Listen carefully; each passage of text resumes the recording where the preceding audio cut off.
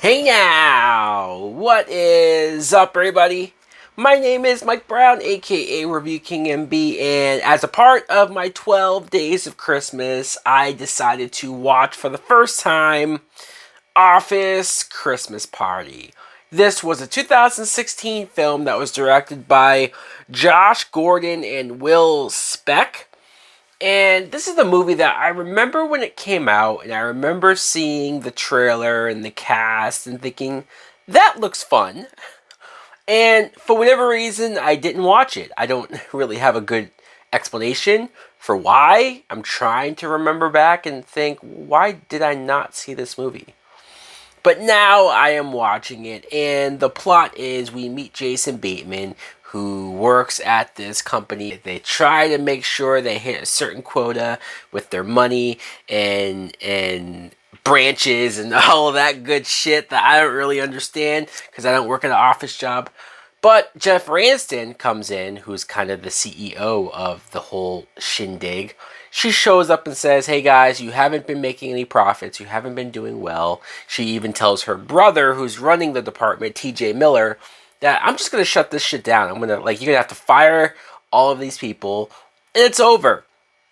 So they kind of realize, shit, we need to not only save this branch and save these jobs for these people, but we need to close a deal. So they invite this one other business guy that they're trying to make partner with, and they throw the biggest, craziest office Christmas party of all time. Now, what I thought of Office Christmas Party was, I thought it was okay. I didn't love the movie. I didn't find myself laughing at every joke, but there were enough jokes. There were enough humor. There was plenty of actors that I did like in this movie that I think was able to make it not boring and carry me along and get me the laughs that I did have. For example, Jason Bateman. How do you dislike Jason Bateman at all? Even if he's playing an asshole, which I've seen him do. He just is getting from a divorce, and he works with Olivia Munn. Olivia Munn, who I guess he had an opportunity to date at one time, but he chickened out. Olivia Munn is very hot. You know, it's almost like I forget until I'm sitting here watching her in this movie and thinking, my God, Jason Bateman. The character, of course. How the hell did you turn that down? TJ Miller is also in the movie, like I said. And TJ Miller, we all know kind of some of the personal issues that this guy has been through, unfortunately. And I say unfortunate because I watch him in this movie and he's funny. You know, there were a lot of jokes that he provided that you can tell either he was improvising or it's his way of delivering these lines that had me laughing very good. And I don't really know how he is nowadays, if he's doing better or if we're gonna start seeing him and stuff again.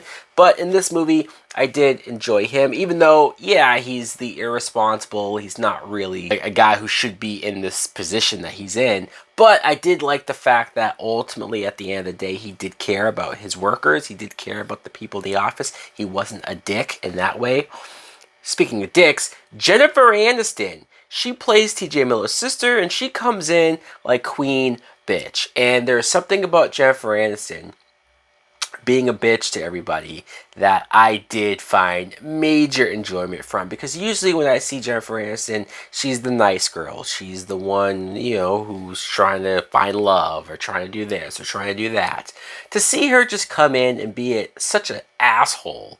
She's so good at being a bitch. But then there came a point where she isn't inhuman. She's not completely one-dimensional, and she actually starts being a badass to a point. So I was completely all for that because it's Jennifer Aniston. This cast is pretty stacked.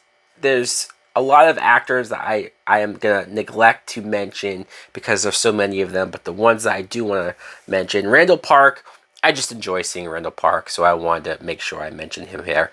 Kate McKinnon, I have such a weird thing with Kate McKinnon. Every time I see her, I always roll my eyes and I always go, oh boy, here we go. There was only one movie that I saw her in that I didn't think she was super ultra mega annoying. This movie, she started out being a somewhat normal character, but of course, as we go along, she gets more over the top, she gets more goofy, and she gets more Kate McKinnon-like. And I never laughed at her. I'm not going to say I hated her in this movie because that's harsh, but Rob Corddry, is he just the go-to guy that you call whenever you're doing like an ensemble comedic film? He is. He's the go-to guy and he always delivers anytime he's on screen.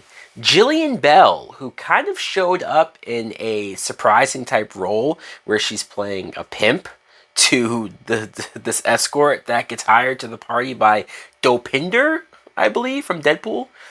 He works here too, and he was claiming that he had a girlfriend to a bunch of coworkers and nobody believed him. So of course he had to call an escort in order to be like, hey, here she is. And it ends up being, and at first I thought it was just a random side plot that wasn't going to go anywhere. But then Jillian Bell ends up being kind of the main villain in a lot of ways. So that was interesting. I did have fun, though, at points, especially when Courtney B. Vance, who's playing the person that they're trying to impress and make partner, and there's a part where he's not really into the party, he's not ready to go that wild, but then he accidentally gets coke blown in his face, and he just lets loose. And again, a lot of those scenes were quite fun. There did come a point where the party did get ridiculous, did get too over the top, too crazy. People having sex at the offices or just trash everywhere. And maybe I'm just getting too old for this shit. Maybe high school me would have been like, fuck yeah. Even college me would have been like, this is fucking awesome. You know, it reminds me of like Project X, where I was having a blast watching Project X. But watching this film, it just was too far. And I was more worried about the shit that they were destroying. I was more worried about the cost and the damages that were being done to this goddamn office. And maybe I am getting too old for this shit. Overall, I'm going to settle on that this movie was okay. I didn't love it. I didn't hate it.